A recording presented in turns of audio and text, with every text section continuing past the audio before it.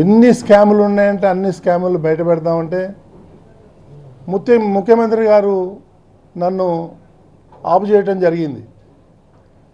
తిరుమల యొక్క పవిత్రతను దెబ్బతీస్తారు అందరూ కలిసి రోజు ఈ స్కాములు బయట పెడతా ఉంటే అది మంచిది కాదు, మన ధర్మానికి వెంకటేశ్వర స్వామికి మంచిది కాదు, దీంతో ఆపేయండి, ఆ దేవుడే చూసుకుంటాడని నాకు ఆయన హితబోధ చేశాడు కాబట్టి నేను ఆగాను.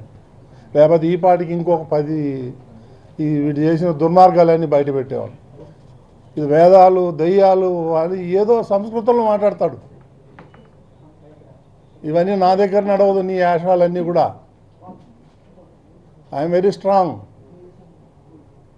తగ్గేదే లేదు. ఏం వీడియోలు పెడతాడండి ఆయన? ఇప్పుడు ఏదైతే వీడియోలు పెట్టాడో వాళ్ళ ఫ్యామిలీ మా ఫ్యామిలీ మోర్ దెన్ 30 years నుంచి మాకు ఫ్యామిలీ పరిచయాలు ఉన్నాయి.